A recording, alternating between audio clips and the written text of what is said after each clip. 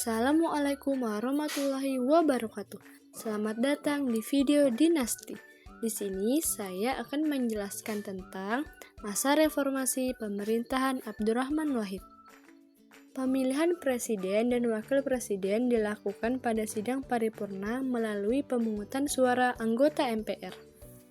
Abdurrahman Wahid atau yang lebih kita kenal dengan panggilan Gus Dur berhasil memenangkan pemilihan suara dan secara resmi terpilih menjadi Presiden Republik Indonesia yang keempat pada tanggal 20 Oktober 1999.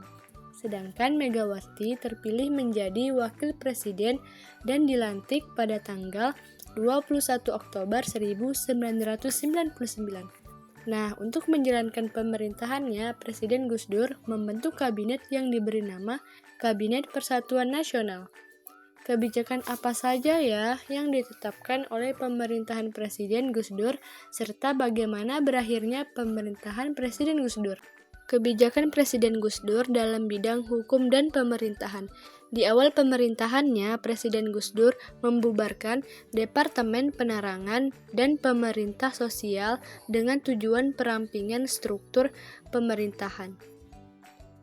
Pembubaran dua departemen ini diiringi dengan pembentukan departemen baru, yaitu Departemen Eksplorasi Laut melalui Keputusan Presiden Nomor 355 Tahun 1999 pada tanggal 23 November tahun 2000, namanya berubah menjadi Departemen Kelautan dan Perikanan melalui Keputusan Presiden Nomor 165 Tahun 2000. Pembentukan departemen ini dinilai strategis mengingat Indonesia menyimpan kekayaan sumber daya alam di laut yang belum mendapat perhatian khusus dari pemerintahan sebelumnya.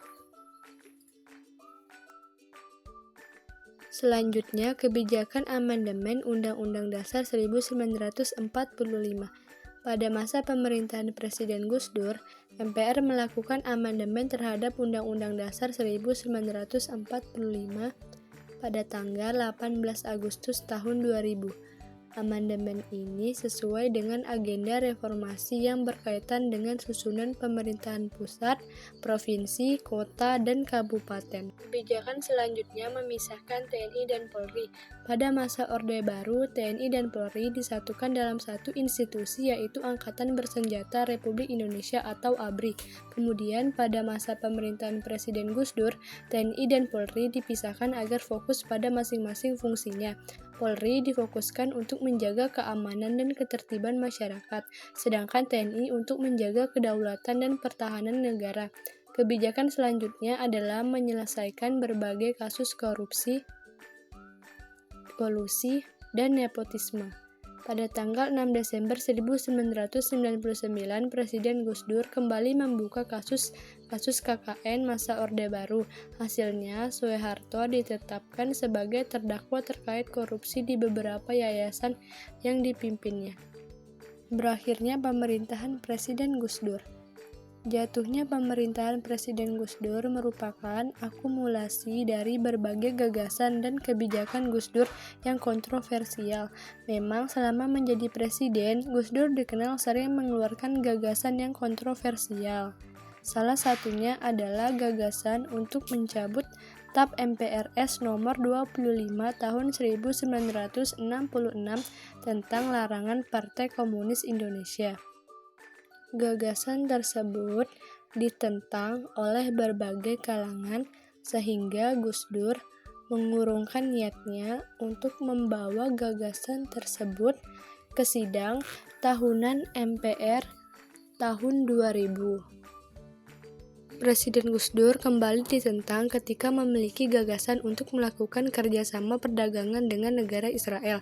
Seperti yang teman-teman tahu, Israel adalah negara yang menjajah dan melakukan banyak pelanggaran HAM terhadap Palestina, sehingga membuka hubungan kerjasama dengan Israel sama saja dengan melanggar isi pembukaan Undang-Undang Dasar 1945 yang menyerukan agar penjajahan di atas dunia harus dihapuskan.